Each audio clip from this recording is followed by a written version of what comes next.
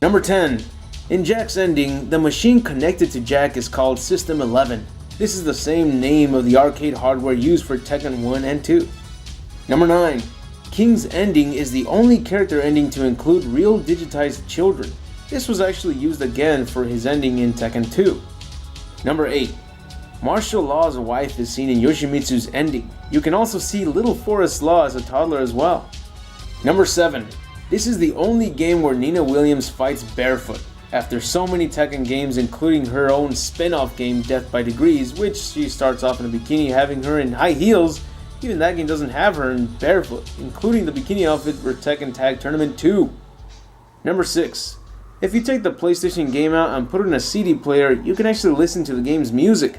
This is available for certain games on the PlayStation, so it's nice to see that this is one of them.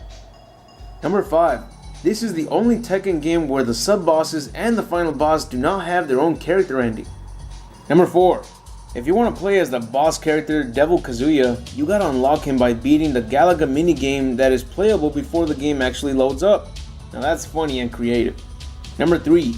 If you play as Heihachi, you will take on all the sub-bosses that each character faces, and then you'll be taking on Devil Kazuya as the final boss. Number 2. The game's character roster may look small, but after unlocking every sub-boss character, the game's total character roster will be up to 17, 18 if you count Devil Kazuya. Looks like every Tekken game has given us plenty of playable characters to choose from since the very first Tekken game, unless you count the first mobile game. Number 1. One of the best things to include in the latest Tekken games is the theater mode that allows you to check out the character endings you've unlocked. Sadly, Tekken 1 and 2 did not include theater mode, but if a memory card with the completed Tekken data is inserted with the Tekken 3 disc, you will be able to view the character endings from both Tekken 1 and 2 in the Tekken 3 theater mode, as long as you've unlocked the theater mode in Tekken 3.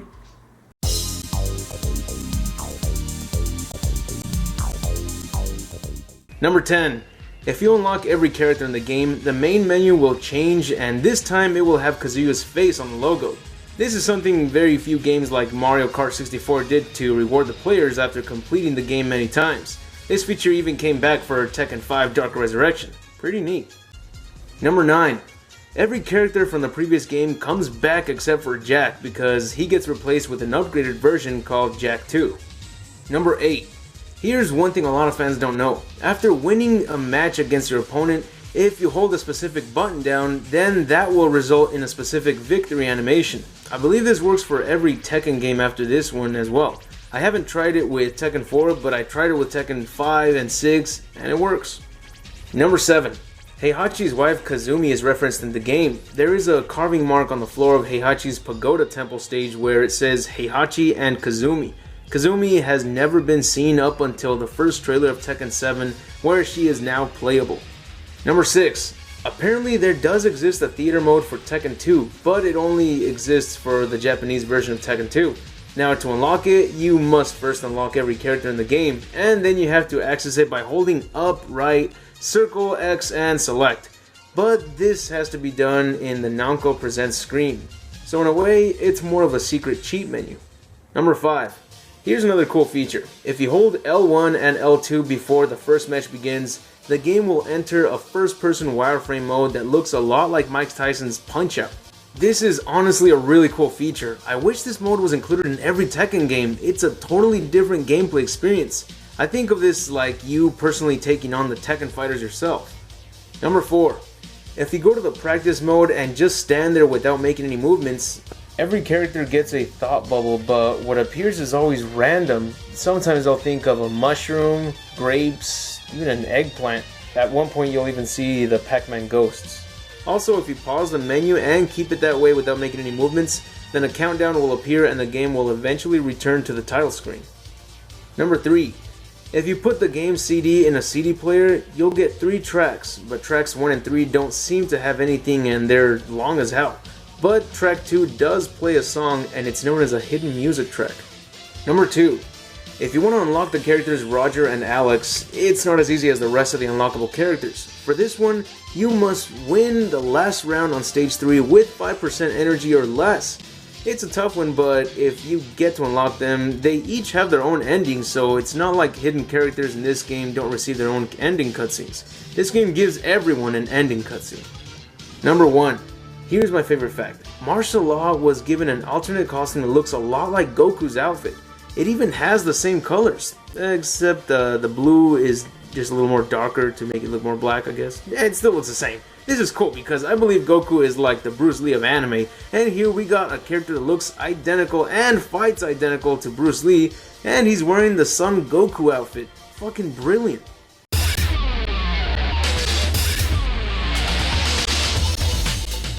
Number 10.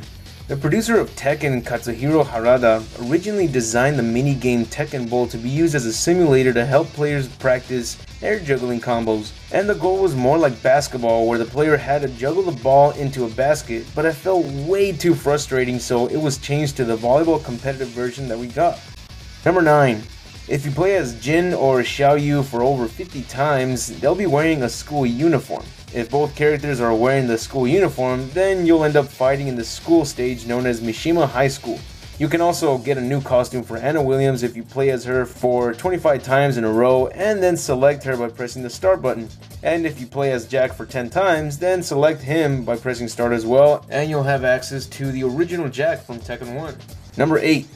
If you ever felt like playing as the members of the Tekken Force such as Crow, Falcon, Hawk, and Owl, you can play as them by using either a Game Shark or an action replay. Number 7.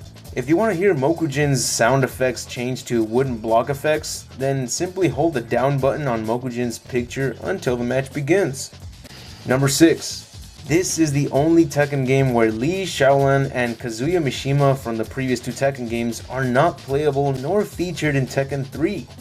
Number 5. In the Brian and Paul stage, you can see that on the wall there's a piece of graffiti that says Soul Edge. This is possibly a reference to Namco's Soul Edge series, also known as Soul Blade. Number 4. Just like the previous 2 Tekken games, if you put the game in a CD player or activate the CD player in the PS1 console, the second track will play, and the song is called The King of Iron Fist Tournament, Enter the Tekken, which is the end credit song of the game. Number 3. The ending for Anna Williams in the international version had both Nina and Anna sunbathing at a beach when 3 buff guys try to impress them. When Anna walks by Nina, she gains the attention of all 3 guys, leaving Nina behind all alone. But in the Japanese version, Nina gets jealous and she unclips Anna's bikini top and walks away with a smile.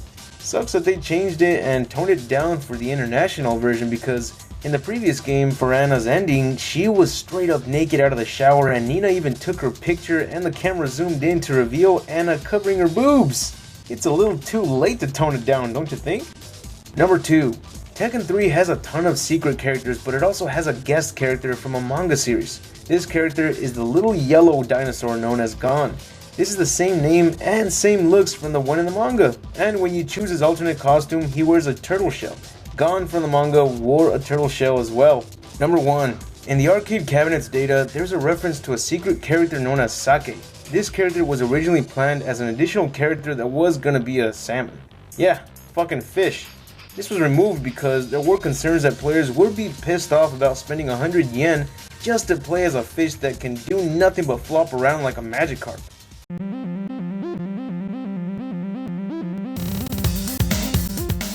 Number 10. Usually the arcade version of a game has the better graphics when you compare them to the console ports, but in this case, the console version is way better than the arcade version, even in graphics.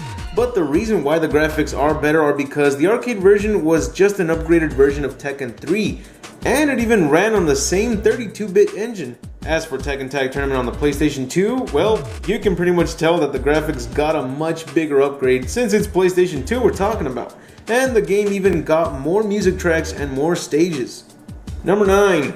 This was the first Tekken game on the PlayStation 2 and the last Tekken game to have no walls in every stage. Also, when a character gets KO'd, they don't have an echoed scream anymore, and the replays don't show up in every round either, only in the last round. Number 8. When the game was ported to the PlayStation 2, the developers added polygons to each character's teeth. That sounds like they were going pretty detailed with this game, but according to Harada, the producer of the Tekken game series, he thought it was a total waste of polygons. Number 7. If you beat the game with the character unknown, she will actually receive a CGI ending, unlike every other character who only receives an in-game cutscene. To unlock her, just beat the game 14 times and you're good to go.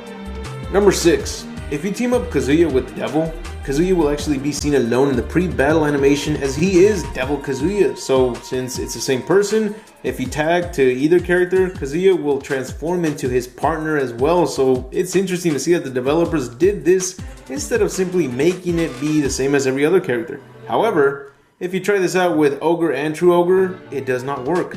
What the hell? Number 5. If you want to select the stage in the practice mode, it's kinda ludicrous. You have to hold the L2 button and press the R2 button the indicated number of times to the stage you want. So if you want Law's stage, just press the R2 button once. But if you want Paul's stage, you have to press the R2 button 20 times. Number 4. This was the first game to introduce the arched back animation after a character gets KO'd. I wonder if Tekken 7 will still continue using this because every Tekken game after this one ended up using this. Number 3. In Tekken Bowl mode, if you look at the crowd, you can actually see that one of the people cheering happens to be Dr. Boskonovich. And if you aim the ball at him and throw it at that direction, you can actually knock him out. To unlock Tekken Bowl, you must first unlock the character True Ogre. But to unlock True Ogre, you must beat the arcade mode over 10 times, so get back to work. Number 2. Xiaoyu is the only character to have 2 endings. The endings depend on the outfit she's wearing, like the schoolgirl outfit. She also happens to have the most costumes of all characters. You can actually get a secret costume by selecting her with a random select. So if you're trying to do this after you've unlocked every character, good luck. Number 1. The characters Ogre, True Ogre, Unknown, Prototype Jack, Michelle, Angel, Alex, and Forest Law don't appear again in the series until the next Tekken Tag Tournament, which was 12 years later for Tekken Tag Tournament 2.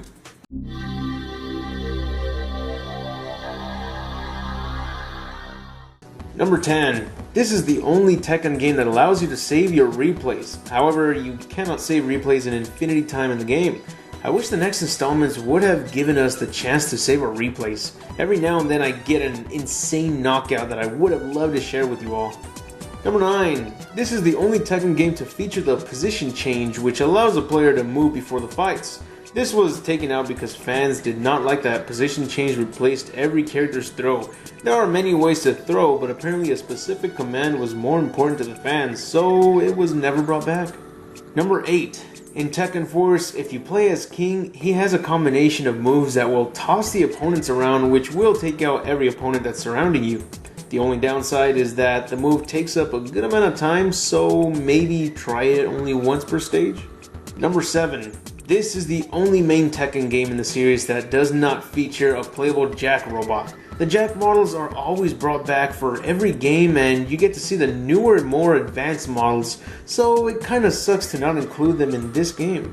It's like Yoshimitsu, we look forward to seeing what new designs he's got in the next installment. But another character who's been in every Tekken game is Anna Williams, and even she does not appear in the game. Not even in Nina's ending, and sadly there are no explanations to their absence. Number 6. Just like the endings in Tekken Tag Tournament 1, the character endings in Tekken 4 are not CGI and instead they are in-game graphics, which is a bit of a letdown considering the fact that the CGI cutscenes are a part of the awesomeness from the Tekken series. Number 5. Tekken was once known as the realistic game series, and Tekken 4 definitely showed more realism since most of the characters had more simplistic outfits and there were barely any supernatural characters in the tournament. The realism of Tekken was what I liked the most about this series, but now it looks like the series is becoming more like Street Fighter, so to me that's a bit of a bummer. Number 4. In Christie's ending, there are 2 recycled characters from the audience who appear in Martial Law's ending. One of them is the girl with short hair wearing a black jersey. She is seen eating at Law's restaurant. The other one is the guy who said that Law's cooking sucked, and he's seen in the crowd where Christie runs over to Eddie. Now, there's another character from Law's ending who is seen in another character ending. That's this guy over here, and he's seen in Steve's ending in the background.